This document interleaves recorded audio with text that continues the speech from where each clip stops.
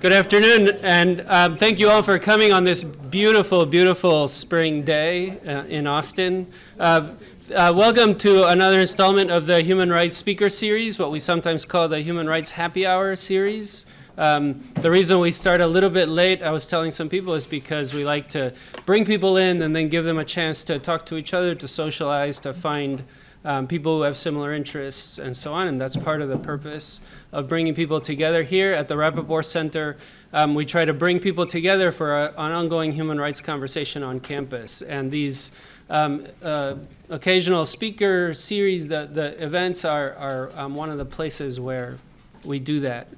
So we're very happy today to have a very distinguished speaker who's going to speak to us about the Arab Uprising. I'm not going to say anything about that. We have someone who's going to introduce Professor Achcar, and so I'll save that for later. But I did want to say simply on behalf of the Center for Human Rights, the Bernard and Audrey Rapoport Center for Human Rights, and Justice, I wanted to welcome you all to this latest installment of the speaker series. The speaker series is today's event is co-sponsored by the Center for Middle Eastern Studies at UT Austin. We have the director here, Karen Wilkins, who's a professor in the RTF program here, radio, television, and film. She's sort of critical media studies scholar, and a very prominent one. And we have also Maya Sharad, who was instrumental in pulling this whole thing together. She's a professor in sociology. She will be introducing our speaker. And again, one of the more prominent scholars of the Middle East here at UT. It's one of the great benefits we have at a large university to have people like these here that we can draw on from time to time. So Middle Eastern Studies is a co-sponsor, also co-sponsoring, and this is truly a pleasure. It doesn't happen that often, but Texas A&M and Sam Cohn, who's also in sociology, right, at Texas A&M. So we don't often organize things together with our crosstown rivals, but welcome, and thanks for doing this with us and for all the work you put into making this happen. Also, the University of Texas at San Antonio is partly sponsoring and helping to organize the event. And so truly a cross-state effort to bring a really distinguished speaker to our campus today. I want to thank the law school, as always, for providing us this wonderful environment. Billy Chandler, who's the administrator of our Center for Human Rights, and all the work that's gone into putting this together. We have not many more events left in this semester, but we're going to have a very wonderful event coming up at the end, towards the end of this month, in a couple weeks. On April 23 and 24, we have our annual conference, and this time it focuses on truly a distinguished Texas citizen, Sissy Farenthold, an incredibly prominent figure in Texas politics and national politics and the international peace movement, on gender issues, on all kinds of issues that are really important to people like us. So if you're interested in that, you should take a look at our website. Also, if you're interested in this event and events like this one, I understand that there's a pad going around, and you can add your email to that pad, and we'll add you to our email list, and you'll get notices of all the great events that we have here every year. So with that, I'm going to turn the podium over to Maya Sharad so that she can introduce our speaker. Thank you, Maya.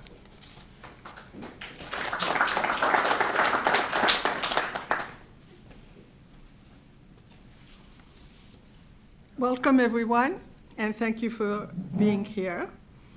I'm on the faculty in the Department of Sociology and the Department of Middle East Studies, and I am delighted to introduce our speaker today, Professor Gilbert, or Gilbert, as you prefer.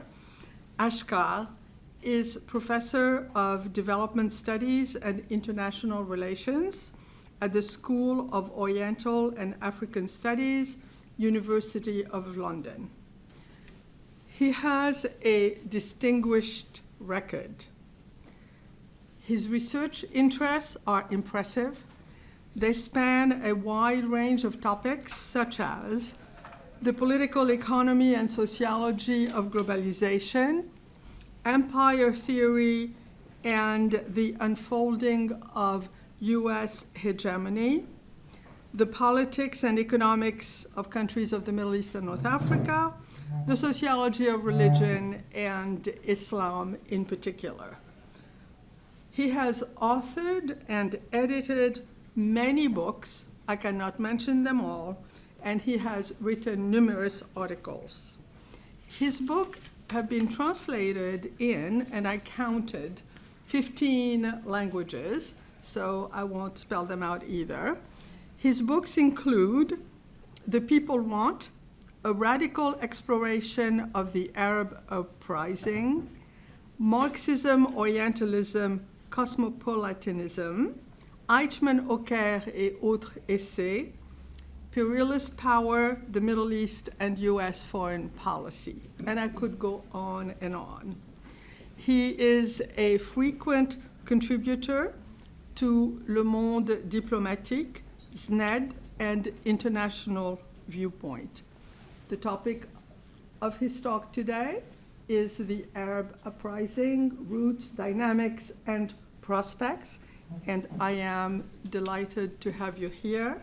It's a personal pleasure, and please help me welcome him. Thank you very much. Thank you very much. Yes, thank you very much, Professor Sharad, and many thanks to the organizers and sponsors of this event for this nice opportunity. I'm looking forward to the discussion time, since I know what I'm going to say. And I've been told that this is an assembly of experts, and I see also that from the setting of the room that it's a very convivial atmosphere. So that's, I think, what I will take into consideration in adapting what I be discussing, because instead of giving you a kind of very general lecture, I will focus on two issues which I think are important and about which there are very different views. So I will focus on these, just these two issues, which are by themselves very, very large issues. And of course, we have limited time, so I have to apologize in advance for being somewhat schematic or simplifying things, but that's the rule of the game. So, yes, indeed, I mean, we were just discussing before starting, and the observation was made that, wow, the title is, is so widely encompassing that it might, I mean, might seem strange. But, well, I'll go with the subtitle indeed and discuss, on the one hand, the roots of the Arab uprising, how we can interpret this uprising, this sequence of events which is ongoing, as you know well, and secondly, discuss the dynamics, especially of the last couple of years, and the reason for this turn of events, and therefore try to also introduce a discussion about where this whole situation could be heading. So my first point then is about the nature of this big upheaval. On the poster, the term upheaval, but well, uprising is also a term which I used for the title of my book as a relatively neutral word, because there can be little dispute about the fact that we had uprisings in several countries of the region, and that what started in Tunisia in December 2010 spread as a chain reaction to the whole region, to the whole set of Arab-speaking countries, to the point that there is hardly any country that was left out, where you didn't have, if not an uprising like you had in 6 of the region's countries, at least a very sharp rise in the social movement and the social struggle and political movement, political protest, social protest. So the first point then is what is the nature, if you want, of all that?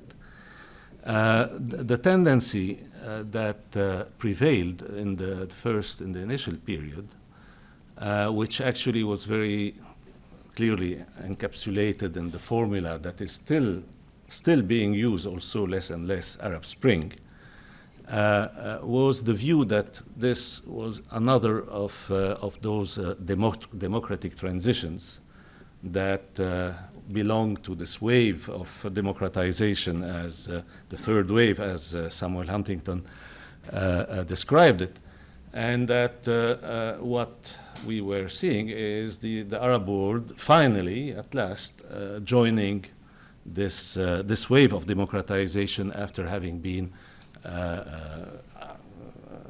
having appeared as a kind of exception in this regard. So the focus was essentially on the political dimension, and sometimes this would be combined with cultural views about youth, internet, Facebook, globalization, you name it. That is the kind of view that was prevailing. Now, I think this view was very, very,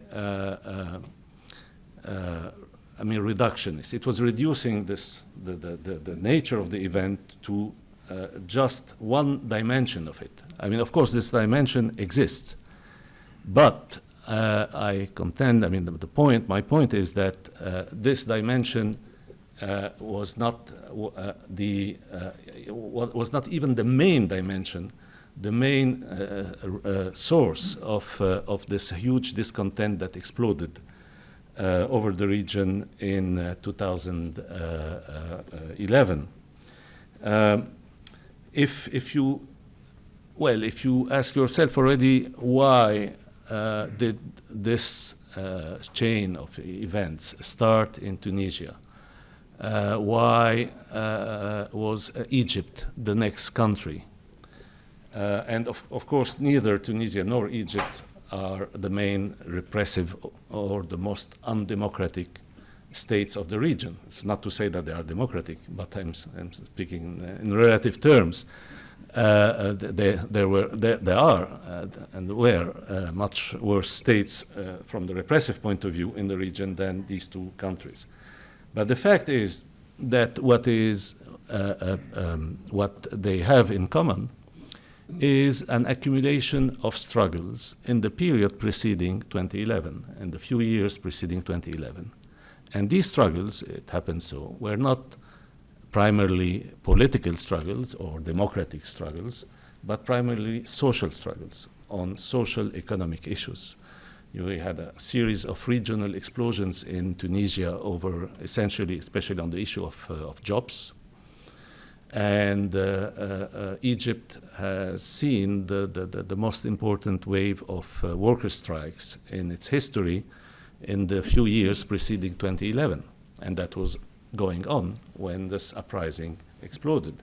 So this gives us a clue to a different nature than a purely democratic, if you want, transition. And actually, behind the label democratic transition, there is a tendency to lump together very, very different type of crisis. Because there is a huge difference between a democratic transition, which is an adaptation of a political structure or political regime, to a country that has undergone tremendous economic development and real social economic change, and a crisis occurring in a country or in a region, for that matter here, which has gone through a protracted period of economic blockage. And therefore, you have completely different perspectives here. One is, if you want, the adaptation of a political structure to an social economic development that made possible a democratic transition in that case. But in the other type of events, what you may be facing is an explosion putting into question the whole social economic structure that exists. That is, because you are faced with a blockage and you don't have it's not a crisis of development, it's a crisis of undevelopment, if you want. It's a blockage, it's a structural crisis. Then what you have is the effect of this blockage, and therefore something that could be solved only by a radical change of the social economic situation. And if we take a closer look at what is common to the region, we can see how this comes out, I think, very, very clearly. There has been a lot of comments within the democratic transition spring view on the fact that, well, that was connected to even a generational shift, and that the region has a very high proportion of young people. But these views were actually outdated in the sense that over the last 20 years there has been a decline in the demographic growth rate in the region, and a kind of stabilization at a level, if you look at the green columns here, which is not substantially different from other parts of Asia and Africa. And therefore, what is peculiar to the Arab countries is not the proportion of young people, because it's practically quite similar in other parts of Africa and Asia. What is actually very much a distinguishing feature of the region, and has been so for several decades, is not the proportion of young people, but the proportion of unemployed young people. And that's already a major difference.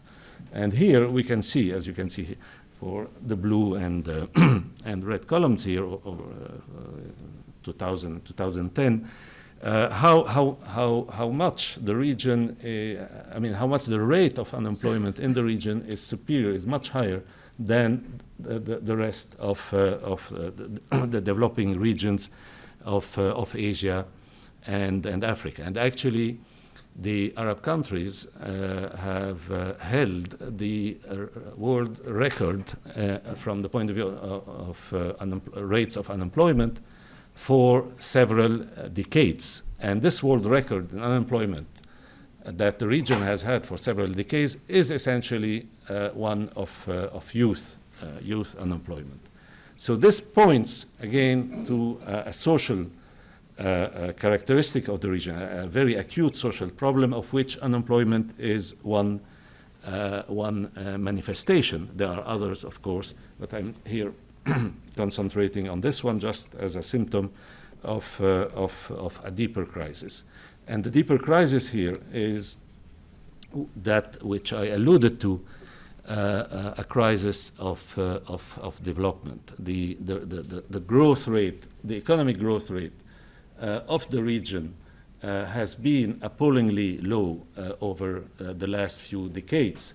Here you have 4 decades, and you see the average for the Middle East and North Africa is strikingly low, to the point of having been, it's an average rate, of course, and this is per capita, but therefore the demographic factor plays into the picture. But nevertheless, this is an appalling record to the point of being negative. And then in the next 2 decades, it's half the average rate for developing countries in general, and almost half the rate for South Asia. And again, this is, you might believe that this, or you may believe that this might be related to a demographic factor. And again, it's not true in the sense that if you compare the demographic rates for the Middle East and North Africa for the last 2 decades to that of South Asia, the difference is not that important and does not match at all the difference in the rate of growth. So we see here that this region has been suffering, if you want, from a major economic problem, producing, of course, social tensions and social consequences, one of them being unemployment. And that's, I would say, is the real and the deep source of, the deep root of the explosion of 2011. Now, of course, if we must carry on the investigation. Well, I'm going relatively fast on these issues, but anyone interested could find a detailed discussion of all that and more figures and all in my book, from where these slides are taken. I mean, the next step is to look into what is obviously and logically the source for such poor results, which is investment. And indeed, we can see that the region in blue here had a declining rate of investment over the decades, which contrasts quite clearly with South Asia, both South Asia, that is India primarily, and East Asia, that, in other words, China, again, primarily, the big part of it. And I mean, carrying on the investigation, we try to see, well, what is, I mean, what kind of investment is lagging behind. And if we look at public investment, governmental investment, we see that the region has a very low rate of investment. Well, South Asia has even an even lower one, but the weight of the state in the economies of the Middle East countries, if only because of oil and all that, is much higher than the weight of the Indian state or state in South Asia. And therefore, this is extremely low, given the capacities of the capital capacities of the state of the region. And you see the huge difference between the region and China. It is essentially led by China in terms of public investment. Now, the neoliberal turn that started in the 80s is one of the reasons which led to this very sharp decline, with the shift from developmentalist states in the region to states following to a degree or another, the neoliberal recipes advocated by the international financial institutions. And those recipes are based on the idea that the private sector, private capital, should be the driving force, the real engine of growth and development. And the view of these recipes is, well, create favorable conditions at the legal level for private investment, and you will see, you will get it. You will get miracle. And reduce state intervention in the economy, and this will be compensated by private capitalism. Well, it happened for India, which is one of the, I would say, relatively few success stories in terms of economic performance of the neoliberal era, but it did not happen for the Middle East and North Africa. And then there you get to the question, why so? Why so, despite the fact that the states of the region gave, very favorable conditions for private investment on the face of it. And the reason here, I would say, is essentially the nature of the state. And that's, again, another particularity of the region. This is a region where you have two features, which are two dominant features of states that are at a level of concentration unequaled in any other region. This is the highest concentration on Earth of states of a rentier character, so the rentier states, and the highest concentration of patrimonial states, with the states being owned by ruling families, whether in monarchies or even in republics, which so-called republics, which actually have or function in the same absolutist way as the monarchy. So you have conditions of absolutism combined with a rentier character of the state, which allows for this patrimonialism to prosper, to carry on. And this creates a situation in which a private investment will be one which is determined by connection to the state. And therefore, the ideal view of capitalism, market competition, and all that doesn't function in this part of the world, where capitalism is, again, to put it in Weberian terms, politically determined, and very much so. And therefore, the kind of private sector that you have is dominated by cronyism, nepotism, and the pattern of investment is dominated by the search for quick profit, which is definitely not conducive to development, and speculation, real estate speculation, other forms of speculation, and huge capital flight, because people, not even the rulers, don't have much confidence in the long-term stability. That is the problem of predictability, which is supposed to be a key condition for a normal capitalist development, is not there. And therefore you have this capital flight, and this is a region exporting oil and also the money of oil, the oil money, exporting capital abroad. So this, I would say, is the main, the structural problem that is that the region is suffering from.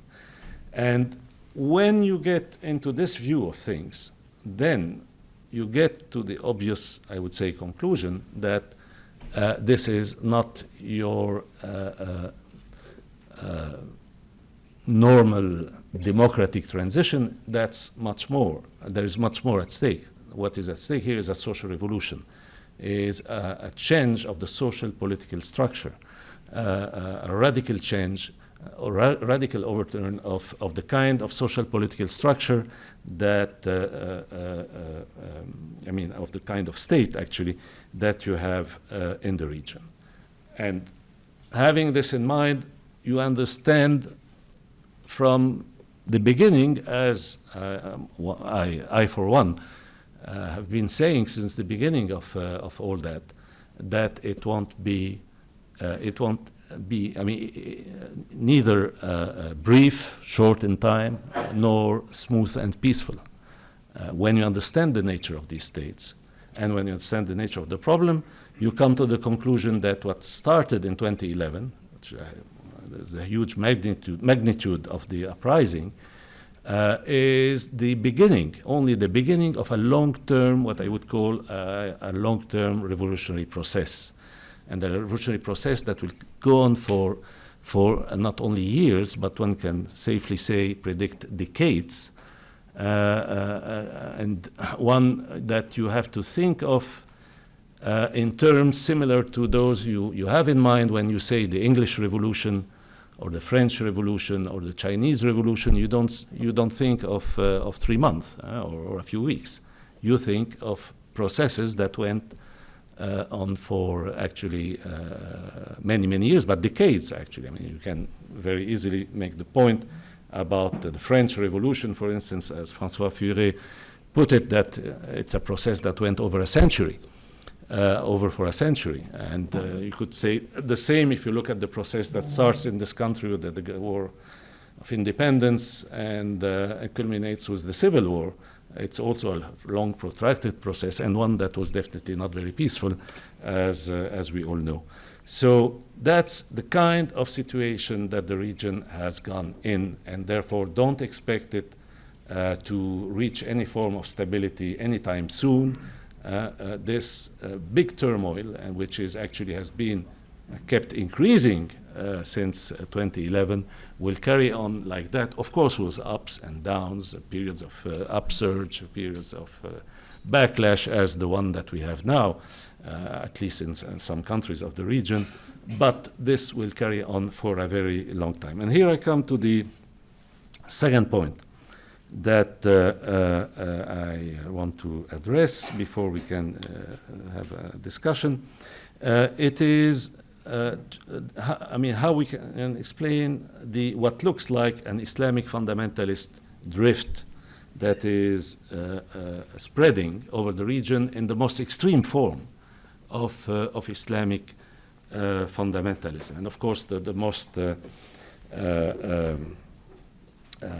salient factor in this regard is the spread now of the so-called Islamic State or ISIS, to use the previous name.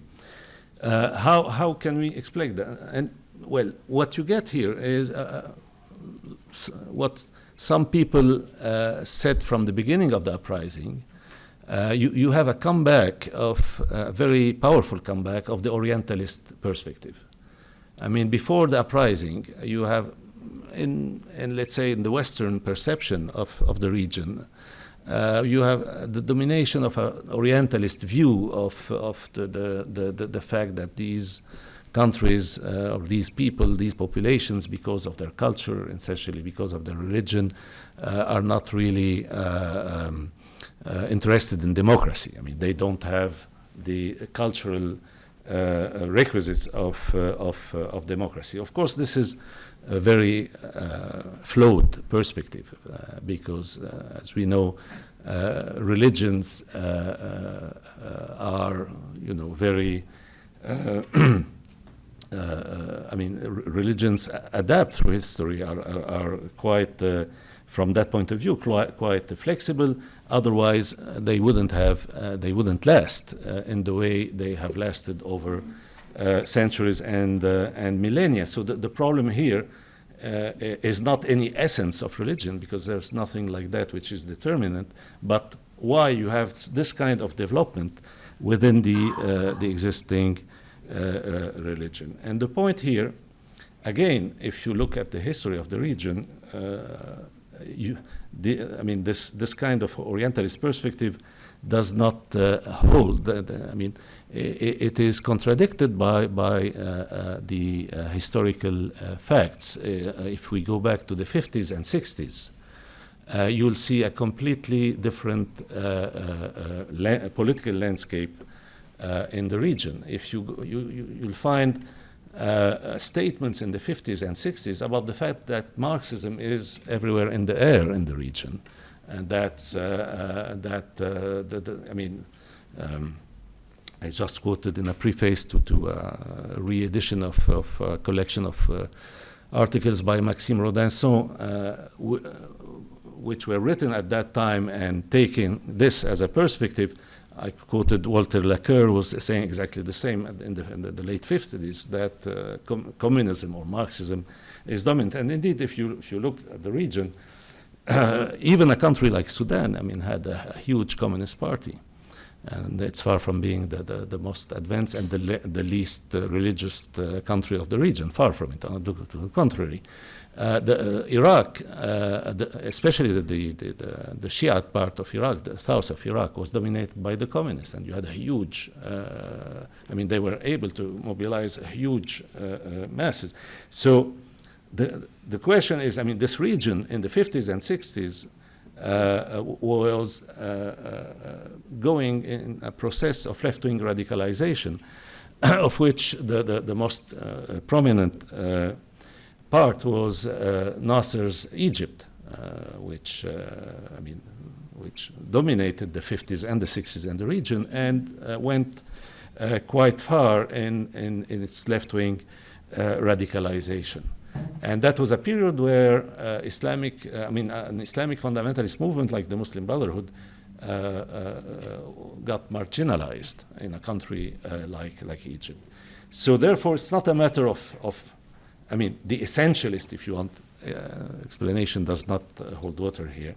The key point is in the combination of political historical features or events that lead to that. And the fact is that one key source, and the major, I would say, for the importance nowadays of fundamentalist interpretation within the sphere of Islam, the one major reason for that is the best partner or the oldest partner of the United States of America and the region, the Saudi Kingdom.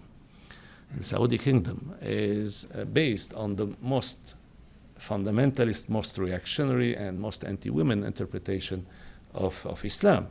The crudest possible fundamentalist interpretation and most repressive one that exists in Islam's history. And this has prevailed, through the conquest of the Arabian Peninsula by a tribal force that took over and founded this kingdom close to a century ago. And it happened that this kingdom was based, is in a crucial part for Islam, where you have the holy places of Islam, and it turned out to be the country with the largest, as you know, oil reserves on earth. And it became very early on the closest partner of this country. And this country, in conjunction with the Saudi Kingdom, fought the left-wing radicalization of the 50s and 60s, using Islamic fundamentalism as a major ideological tool in the fight against the left, against the Soviet influence, against Nasserism, against every kind of left-wing perspective. And what you got is in some way the Frankenstein story. They produced a kind of force that turned against them ultimately.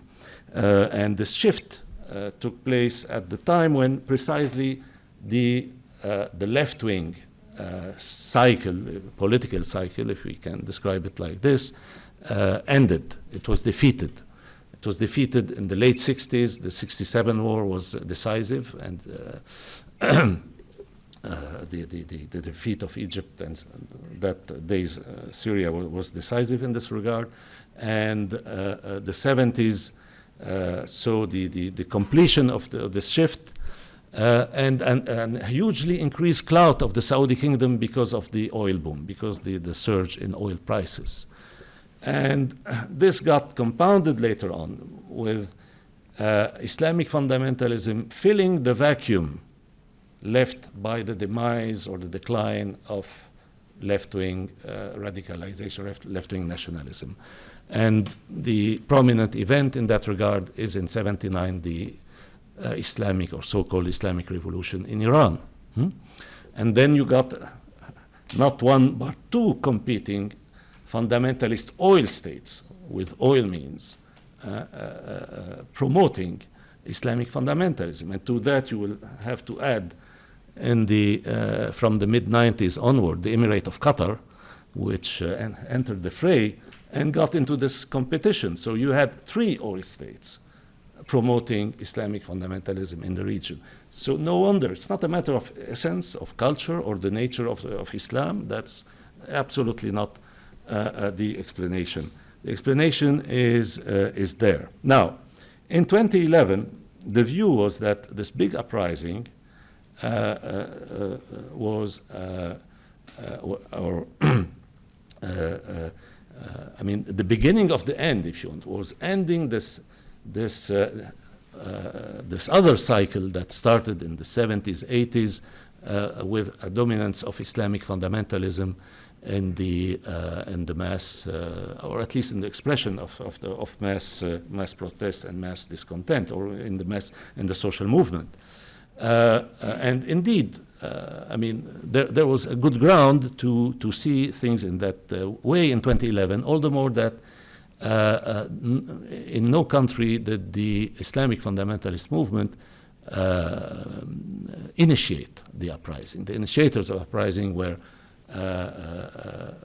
actually left-wing forces, liberal forces, young people, a young generation with a quite diffuse kind of left liberal conscience, using the modern technologies and all that, but also, if we take the country which started everything, Tunisia, the workers' movement. That's, another key and absolutely crucial here characteristic of Tunisia, which explains why it started there, is that that's the only country of the region with a powerful trade union movement, which is not fully under state control, and was actually a main vector of opposition to the state. And yet, the hopes that were created in 2011, faded away, and here we get the Orientalist explanation coming back, even with a vengeance here. Those who stuck to the Orientalist views in 2011 reacted by saying, "We told you so. These guys can only go Islamic, and don't expect any kind of progressive outcome of any turmoil in this region." Well, again, this is, I think, a very flawed explanation of things. The problem is that the uprising, the first wave of the uprising, and as I said, this is a protracted process, but it was, after the initial victories of Tunisia, Egypt, Libya, and let's say a fake victory in Yemen, the wave, the surprising wave, confronted a wall, and you had the first defeats. Bahrain, with the intervention of the Gulf monarchies, and of course, and most importantly, because of the weight of the country, Syria. And in depriving the Syrian opposition from the means to resist the Syrian dictatorship, unlike what happened in Libya, I think that Washington has a major responsibility in this turn of events, because the way the situation evolved in Syria is, of course, the main reason why what used to be Al Qaeda and had been defeated in Iraq in 2007 managed to re-emerge and then spread, and as we can see now, spread to the whole region. So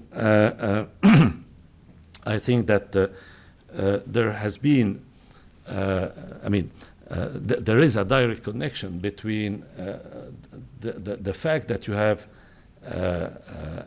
a kind of backlash of Islamic fundamentalist forces of even the most extreme character, and the backlash of the old regimes. There is a connection between the two, because the peculiarity of this whole process is that you have you don't have only revolution and counter-revolution, but you have what I would call two counter-revolutionary poles, one being the old regimes and the other being those forces of holding very reactionary ideologies of the kind that I mentioned, and there, the fact that now what we see has turned. I mean, what started as the revolutionary forces against the old order has now turned into a clash between those two counter-revolutionary poles, with the progressive potential of 2011 receding,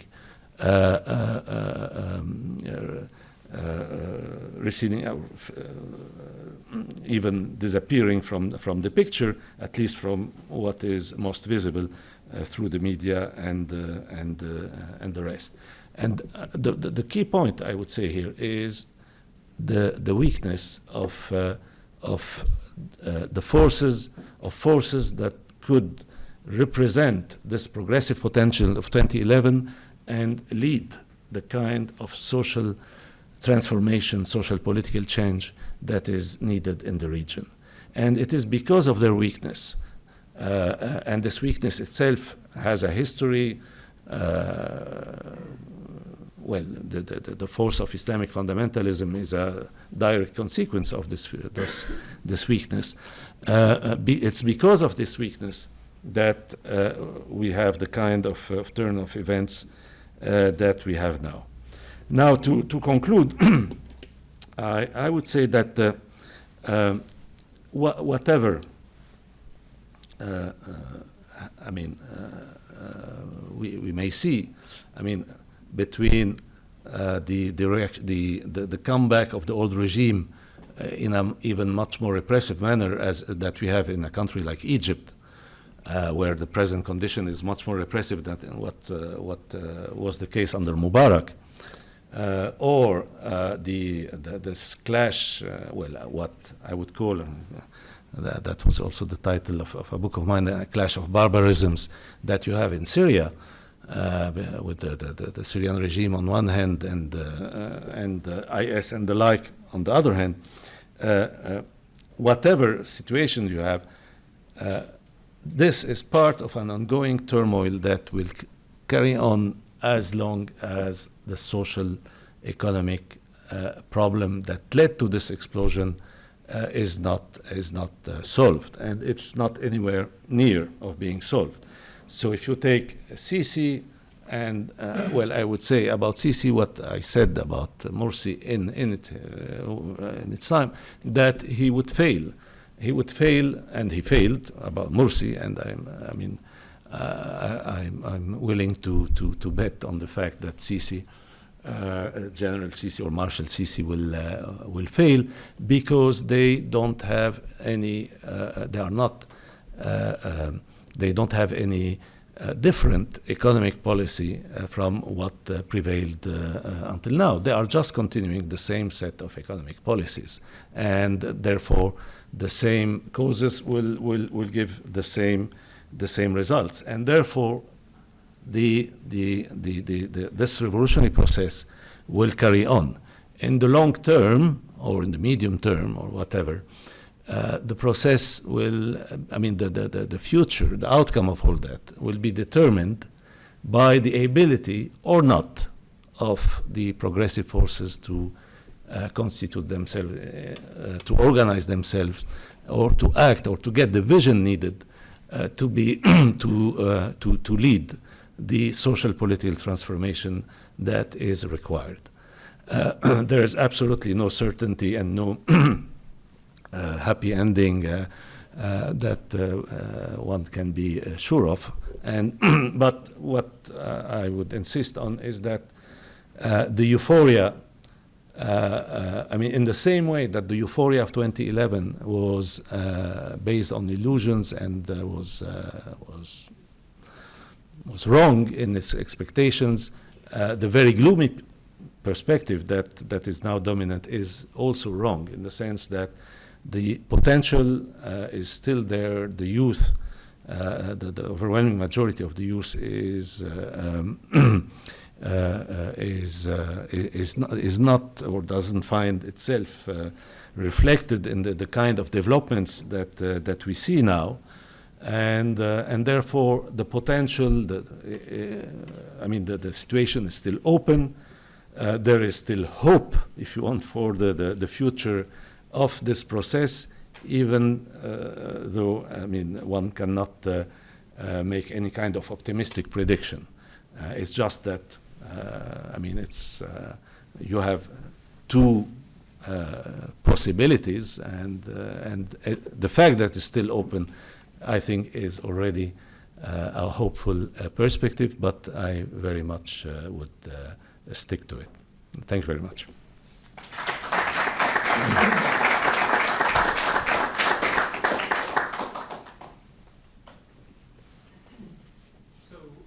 We usually let the speaker kind of manage the questions and answers, if you're willing to do that. Otherwise, I'm happy to help out. But, no problem at all. It's, we are in a convivial setting, but so I'll take. Yes, please.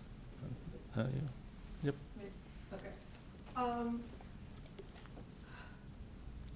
As somebody interested in Tunisia and as a comparativist, I am particularly curious about the similarities and the differences in the Arab Spring.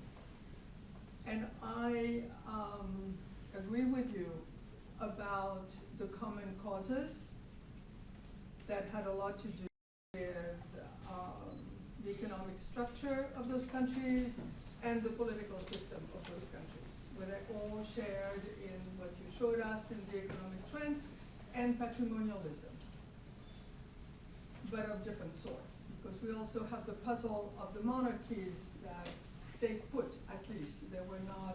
They didn't collapse like the other countries. So I guess that's one question, and a lot has been written about that, and I'm wondering what your thoughts are about the monarchies. I'm interested in the differences and in the different outcomes, because I think that Tunisia and Egypt and Libya, for example, have really turned out very differently.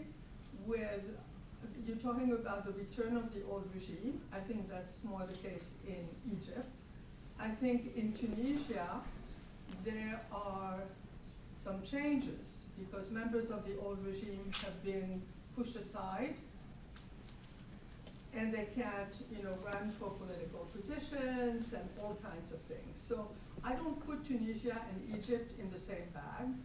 And Libya is another story altogether, with a highly fractured state today. So when you talk about the future and the return of the old powers and all of that, it seems to me that you're using more the model of Egypt and less so Tunisia. And what do you make of the differences between Tunisia and Egypt? Can we have more hope in Tunisia that progressive forces will get their act together? And yes, they're weak, but is there a chance? And how do you explain the fact that Tunisia may be the beacon of hope in the region? Thank you. That's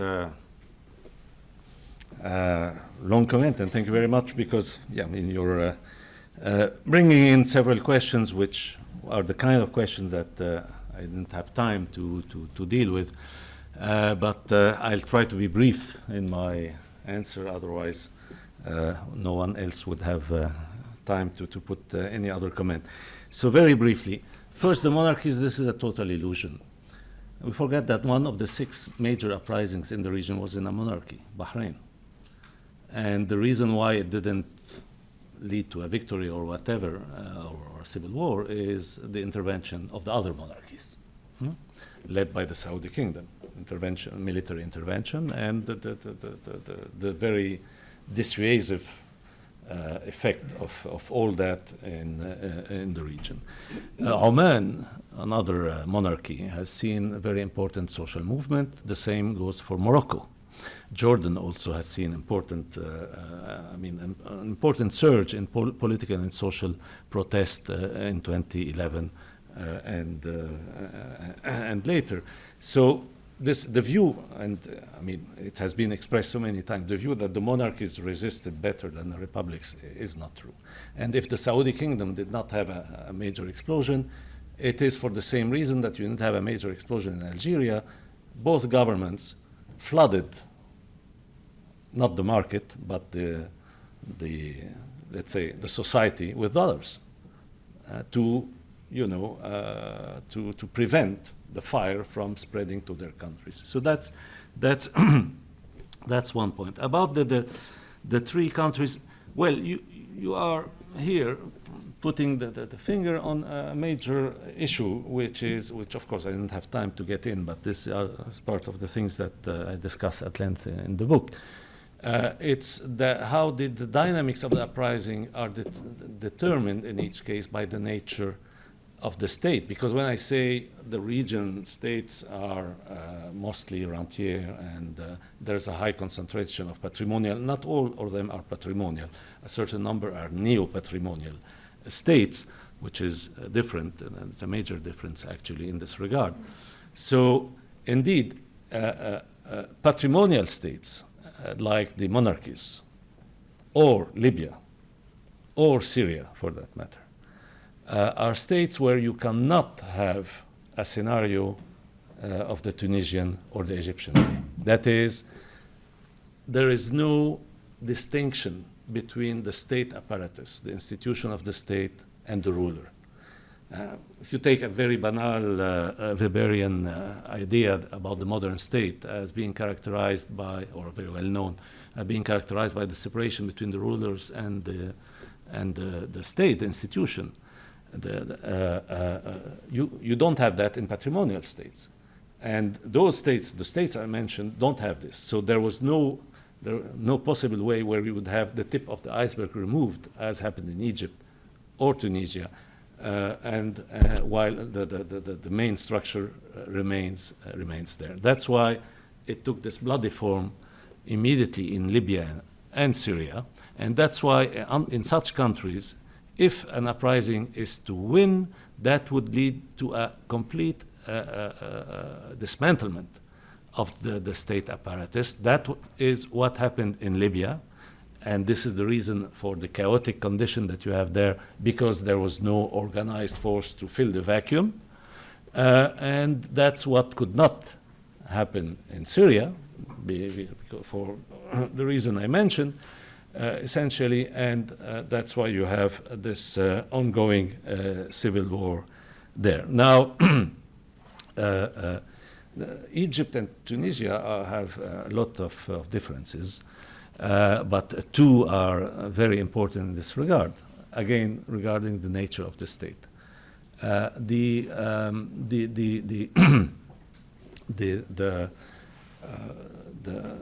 main, the institution in the state in Egypt is the army.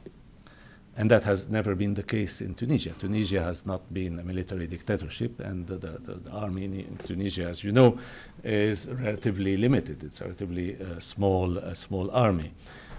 Egypt, since the 50s, since Nasser, of course, has been a country where the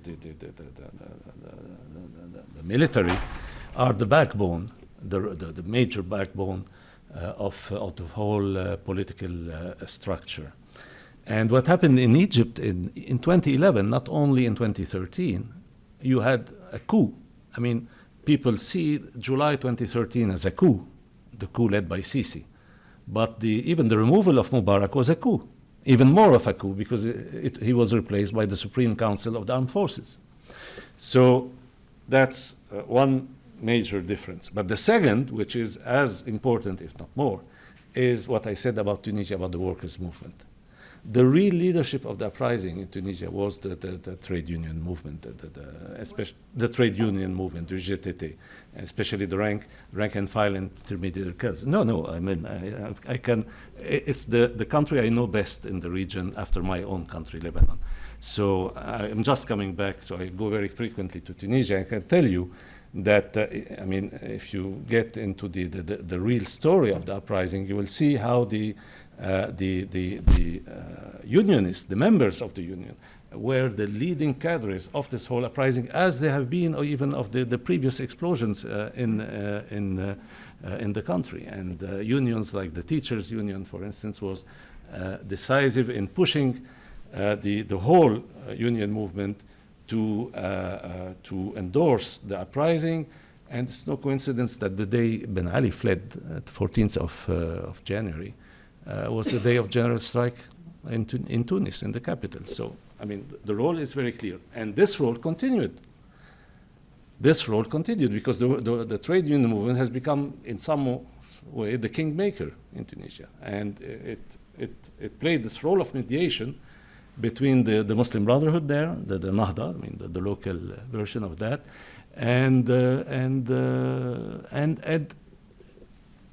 old regime, because in Nida Tunis, I mean, the party of the present president, what you have is a massive presence of people who were connected, were members of the old regime. And the fact that, you know, what has been described as a youth uprising leads to the election of a president who's 90 years old is not exactly something expressing this youth radicalization. So there is a comeback of the old regime there, with the difference also that the United States and the European Union managed to get in Tunisia what they failed until now to get in Egypt. That is a coalition of the old regime and moderate Islamic movement, that is the Muslim Brotherhood. You have this coalition now in Tunisia, and there are pressures, ongoing pressures, to have the same result in Egypt, although it will be much tougher because the tensions are extremely sharp. Now, I think that in your remark you had the answer to the comment about why there is hope, and this is in the same factor as you mentioned. I mean, this is the country where you have the strongest organized, even not only as a potential, but the strongest progressive contingent, if you want. And the workers' movement is absolutely decisive in this regard, this existence of that. So potentially, the potential for this progressive change is bigger in Tunisia than it is in any other country of the region. But I think, I mean, this is not enough in the sense that, if you want my point of view on that, I think what is needed is also a strategic vision of these progressive forces. And unfortunately, in Tunisia, like in Egypt, they oscillated between allying with one pole of what I call the two poles of counter-revolution against the other, to an alliance with the other against the first. I mean, at least in the last period, what you had, the Egyptian left and liberal forces supported Sisi, made the huge error of supporting Sisi in the beginning against Morsi, and you get the result. And in Tunisia, the same forces supported the Nida Tunis, that is the remnants of the old regime, against Nahda. And I think this is a major mistake, because what is needed really is a real triangulation of the situation. If the progressive forces do not strive to build a pole, an independent one, which is at an equal distance and opposition to the other two forces, and shift alliances between the two others, they will not manage. What is needed in order to inspire the youth in the region, which boycotted de facto the Egyptian election like they boycotted the Tunisian election. The youth participation in the election was very low. In order to inspire the youth, you need a representation of the potential of 2011. And that is something which would reject both the old regime very radically and also those reactionary forces that tried to take advantage. Thank you. Sorry. Two questions. One, you mentioned this the Saudi role in terms of spurring this kind of fundamentalism, you know, as kind of a counterweight to these left-wing movements. But I mean, also, to a certain extent, part of that backlash, I think, in the Middle East is American intervention in Iran in 1954, which took down a social democratic regime or government. The other thing is, and this is what I'd like you to really expound upon, is, you know, as an American, you're watching this thing happening in Egypt, and the American people were supportive of this, I think, this kind of change. And you had... Sorry, which one you are referring to? The revolution. 2011, okay. In Egypt, and it was important in Egypt because it was the most covered, it was the biggest country, it had this deep and rich civilization. And we had this huge financial crisis. But American corporations are sitting on trillions of dollars of cash that they can't repatriate into this country. And it seems to me that if you had the right developmental policies and everything coming from the international financial community through they ought to be able to put some investment into these countries to really encourage the development of a middle class that would give these kids that start out more staying power in transforming the country. And that's something that you know we should be trying to make happen. I mean, this kid from Google that was involved in the early stages of that, he went back to work for Google. You know, because there's no real middle class, no real economic development that's going on in the country. So isn't there a way that the international community can focus on this kind of development that needs to be done? Thank you. Well, Iran 54, you're absolutely right, but 54 bears direct, if you want, much more direct consequence to explain the Khomeini, if you want, than what is happening in the Arab countries. There, the importance of the defeat of Nasserism is incomparably higher and more important. And Nasser was dominating the whole 50s and 60s up to the late 60s. And there you have the key point. And in the fight against Nasser, the United States, used Islamic fundamentalism in conjunction with the Saudi kingdom. And this kind of alliance culminated, as you know, in Afghanistan. When CIA was printing Qurans in Langston for the Afghani Mujahideen, and you had this convergence of the United States, the Pakistani dictatorship, which at that time was connected to local Islamic fundamentalists, and the Saudi kingdom, and we know what was the blowback of this, this Frankenstein thing, and 9/11, and the rest. As for what you said about capital, or let's say, put it another way, I mean, what you described sounded like a kind of Marshall Plan for the region. And of course, this is the kind of ideal perspective that you would like to see not only for this region but for also other regions of the global south.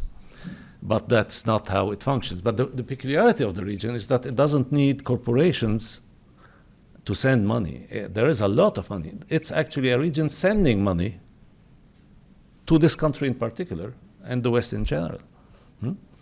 There was an estimate of the capital outflow of the region. I quote that in my book by an American financial think tank. Over 5 years in the early 2000s,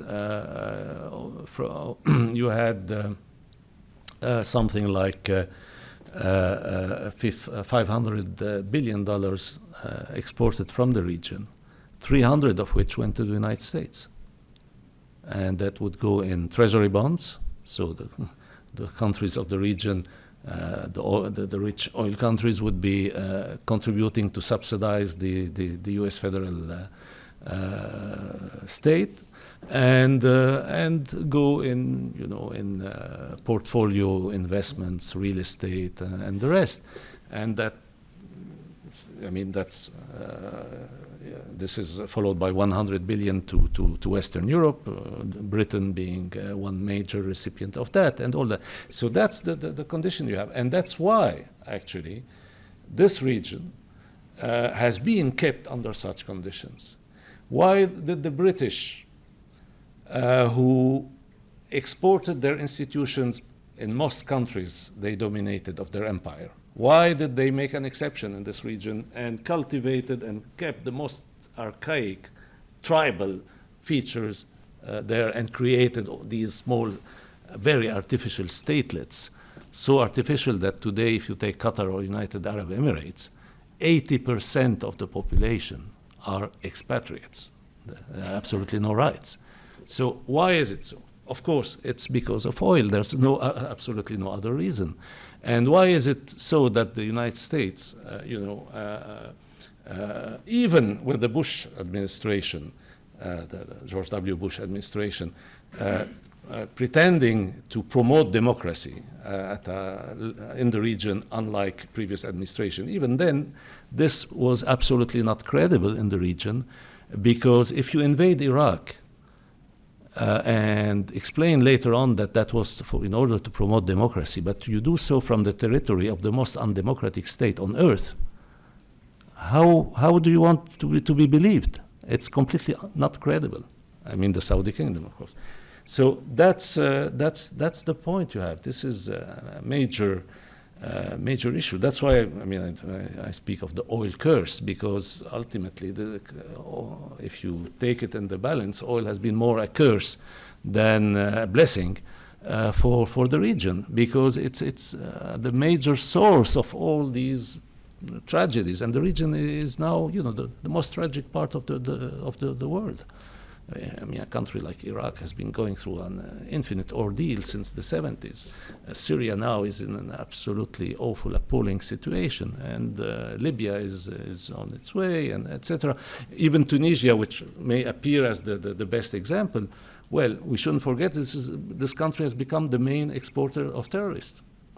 The largest contingent of ISIS fighters, especially if you take in proportion to the population, comes from Tunisia, and this is very alarming. But this points to, this is connected to all these issues that I mentioned, and the frustration of this youth, which exploded. Which had the revolution, which had aspirations, and these aspirations are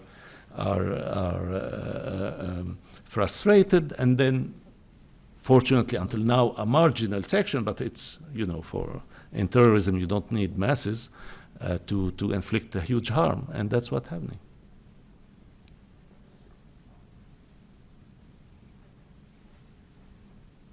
Yep. For those of us who are U.S. citizens, U.S. voters, there's a big picture you're outlining about what the U.S. has done that was wrong. But if you were going to recommend what we might weigh in the political process with the existing system, especially regarding Syria, perhaps. Do you have thoughts on what are realistic options for us to advocate? Sure. First, on the general, there is one positive model in the region of Western intervention bearing positive results. And unfortunately, that's not an Arab country or not the Arab region, that's Turkey. The European Union has been decisive in fostering the democratic transformation, the democratization of Turkey. Because Turkey wanted to join the European Union, and you had the criteria regarding its constitutional and institutional setting, and that was absolutely important in this transformation that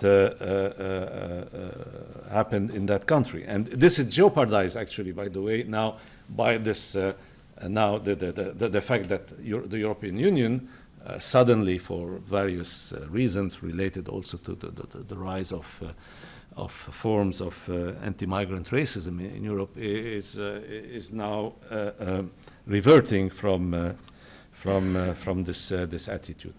Now, about Syria in particular, I should say that several commentators, but even Hillary Clinton herself, in her memoir, the book she published about her time as Secretary of State, she says it, and the same came with the Vice President's remarks, which were regarded as a gaffe at some point.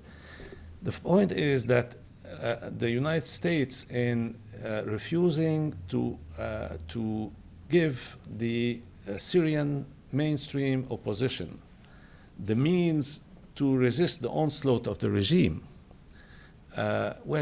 bears a huge responsibility in the outcome. And the outcome is 300,000 people killed. The outcome is a country destroyed, with cities looking like post-45 European cities, and this, what I just called this clash of barbarisms, this dynamics between two barbaric forces, and that was, this is the outcome of all that. And actually, the Syrian regime played this card. The Syrian regime, which is an extremely rotten, corrupt, and violent, repressive regime, is, very deliberately created the conditions for ISIS to develop and refrained from striking at ISIS, because they wanted ISIS to develop, knowing that the result will be what we are seeing now. More and more voices in Washington saying, well, Assad is not that bad guy after all. He may be an SOB, but he could be our SOB compared to ISIS, That's the kind of perspective. But this is what he wanted. So the issue is, I'm not, I never advocated direct military intervention of the United States, not even in the Libyan form, not even strikes at a distance. But at the very least, the U.S. should have given or seriously threatened to give defensive weapons to the Syrian opposition. The country has been destroyed and maimed and all that by the aviation. And Bashar al-Assad is free to use his aviation. No one else has an aviation there, and no one has anti-aircraft weapons. The United States not only refused to deliver such means to the Syrian opposition, but vetoed any such deliveries by its regional allies. So they couldn't give because the United States didn't want. There was a red light there. And the result is there. The result is terrible. The Obama administration did all that by in the name of caution. We don't know in which hands the weapon we may deliver or let be delivered may end. Well, the result is ISIS got, laid its hand on a fantastic reserve of brand new American weapons, those that were given to the Iraqi army. That's what happened. And so you see that the whole the whole failure. I mean, I think Syria is a tragic failure of U.S. leadership or U.S. policy or whatever you want to call it, and the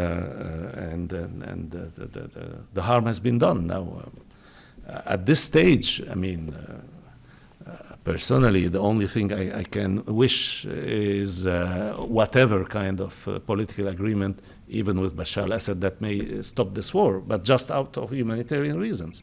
It's unbearable. You know, I mean, I spoke of the number of deaths, but the number of refugees and displaced is huge, gigantic. It's absolutely tragic.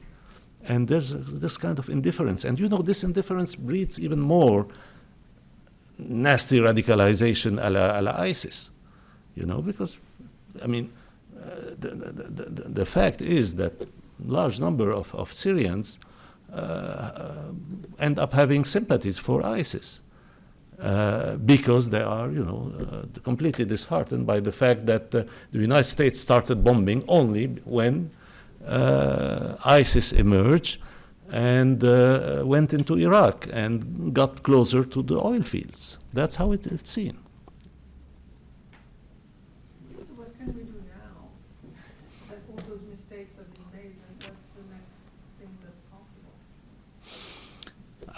I mean, at the public level, I would say the problem is this indifference has been cultivated, and what is needed is to fight against the indifference and to you know to ring the alarm bell, and there's a huge tragedy going on there. I mean, we know exactly what's happening. It's not the concentration camps during you know the genocide, and no one was absolutely sure about what was happening. I mean, you have every kind of picture of what's happening, which is completely appalling, and no one cares. And this is, I mean, a major failure of I would say, even the humanity in that sense, or the international community, or whatever you want to call it, the system of states. And it's not a matter of humanitarian solidarity. It should be even regarded as a very egoistic or selfish perspective, because ultimately chicken come home to roost. We have seen that in 9/11, and it's carry on. We saw that recently in Europe, France, Charlie Hebdo, Islamic State. You had one of the killing, part of the killings done by people connected to Islamic State, and the other one by people connected to Al Qaeda. Now you know you had one franchise, now you have two franchises competing on the market of this kind of awful terrorism.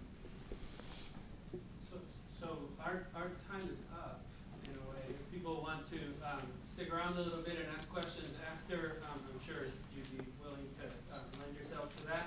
But I wanted to, it's somewhat of a disheartening place to stop. But I want to thank you so much for your comments today, your presentation, your answers to questions, and I guess you know, for the challenge you've laid before us today. So thank you. Thank you. Thank you. Thank you. Thank you.